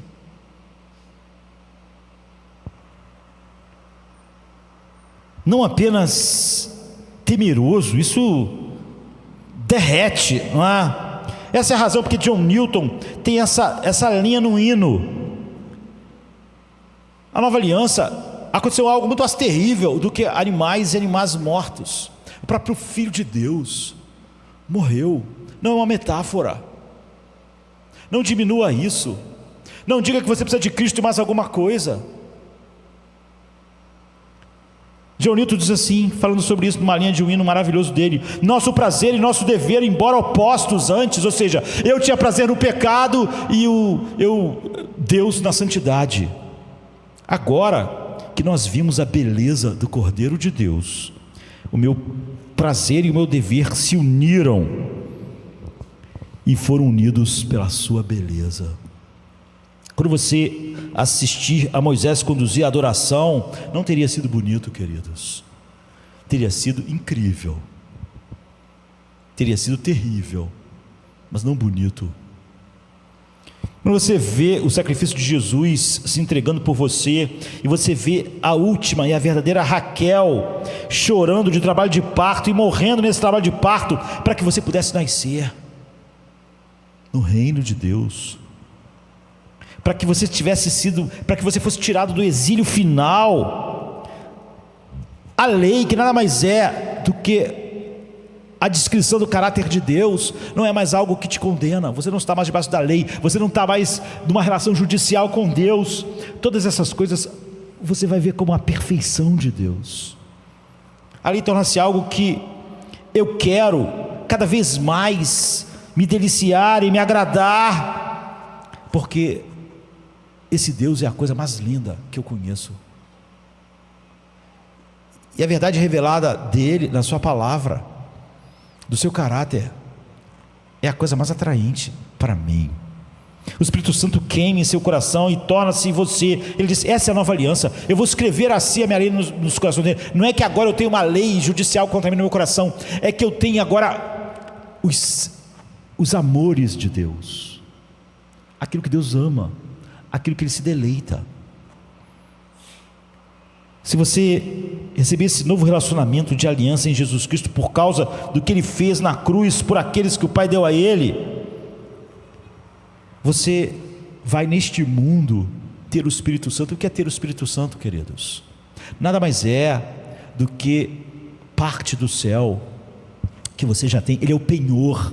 Se o Espírito habita em mim, toda a plenitude da santidade que eu vou ter eternamente, eu tenho um penhor dela, tenho parte dela, da alegria, da paz, da santidade, do amor ao que antes eu odiava, do ódio ao que antes eu amava.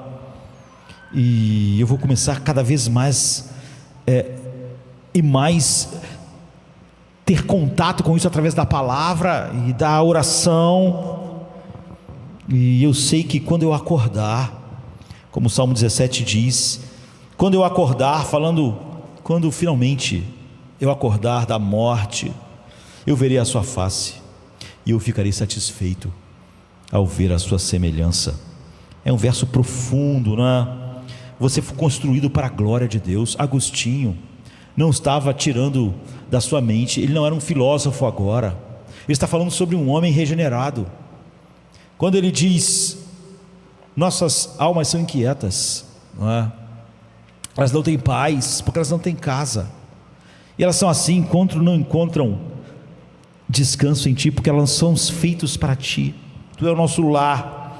Você finalmente vai estar em casa, e você não vai quebrar, queridos, você não vai se desintegrar. Finalmente você realmente chegou em casa.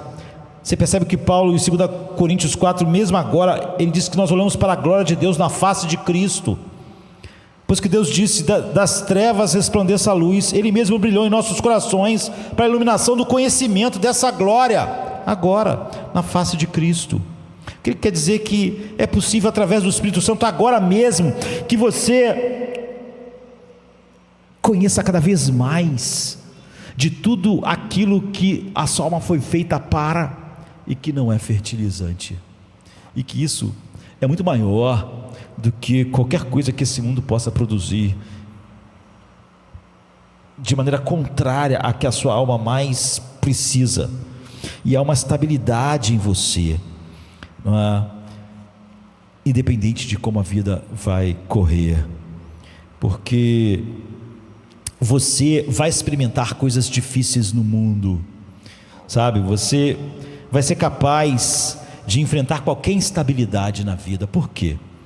Um dia você vai ter que enfrentar a doença, você vai ser curado de muitas delas, mas um dia você vai enfrentar a doença que finalmente não haverá saída para ela. Mas mesmo quando você experimentar a doença causa uma alienação, não é, nos nossos corpos, mas isso não vai levar você para o exílio, porque a grande doença já foi curada.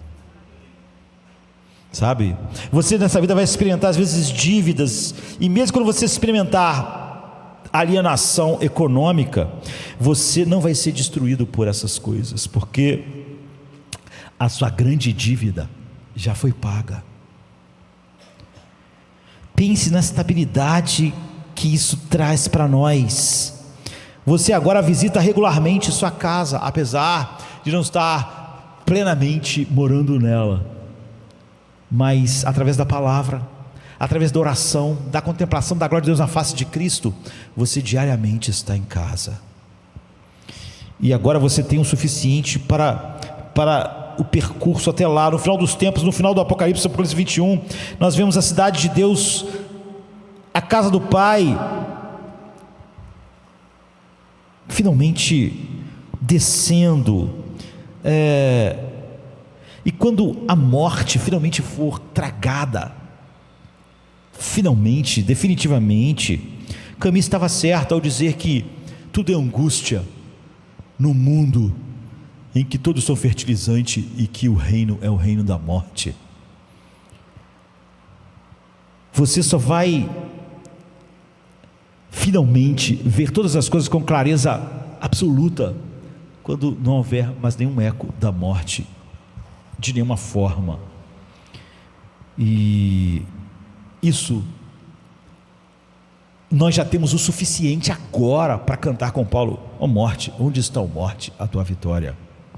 Onde está o teu aguilhão?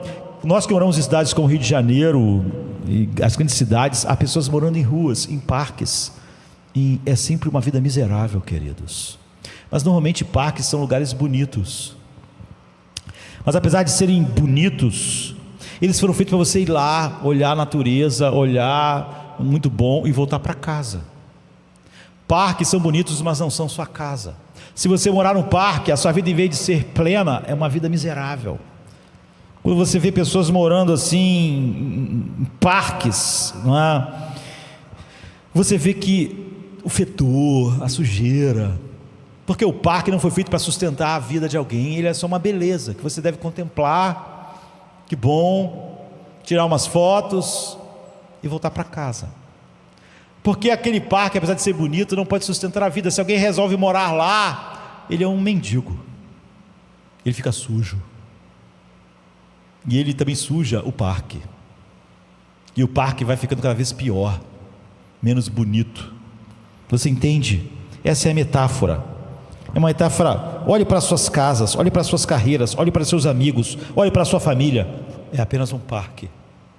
Se você só olhar da maneira certa, é bonito. Mas se você resolver fazer do seu casamento a sua casa, você vai ser um mendigo. Teu casamento não pode sustentar a sua vida. Teu trabalho não pode sustentar a sua vida. Você vai ser miserável. E não há saída para essa miséria. Enquanto uma pessoa morar num parque, ele é um mendigo. Ele vai ficar sujo, porque o parque não tem capacidade de sustentar a sua vida. Nenhuma dessas coisas. Um parque é maravilhoso, seu casamento é uma coisa maravilhosa, sua casa pode ser algo maravilhoso, sua carreira maravilhosa, seus amigos maravilhosos, mas eles só são um parque. Só Deus é a nossa casa. A menos que você reconheça isso, a menos que você faça finalmente do seu relacionamento com Deus sua única casa, a menos que o Espírito Santo tenha te levado a isso, você vai encontrar miséria em cada coisa boa que você acha que existe nessa vida. E você vai ser uma miséria para o casamento, vai ser uma miséria para o seu trabalho. Além daquilo não sustentar você, você vai ser um elemento enfeador daquilo, destruidor daquilo, porque aquilo não é a casa. Você vai sentir alienação e você vai levar essa alienação para aqueles ambientes que deviam ser belos. A Bíblia diz: seca as tuas lágrimas, Raquel, porque há esperança no Deus Altíssimo. É sexta-feira chega trazendo a noite em seu manto. Jesus em súplicas, enquanto Pedro sucumbe ao encanto do sono. Judas, com seu beijo, selou o destino. Traição que esboça o pranto no silêncio da noite. A esperança parece se esconder, mas o eco do domingo aos poucos começa a nascer. Pilatos em sua indecisão, o sinédrio em conspiração, a turba em escárnio desconhece a ressurreição. Discípulos fugitivos, corações partidos, Maria em lágrimas, Pedro nega, o galo canta anunciando a manhã que tarda. É sexta-feira, clama a criação, mas o domingo se anuncia, trazendo redenção. Nosso Salvador, sob o peso da cruz, caminha entre a multidão que zomba, sua santidade diminui. A coroa de espinhos, o sangue que escolhe marcas de amor infinito. É a sexta-feira, mas a esperança do domingo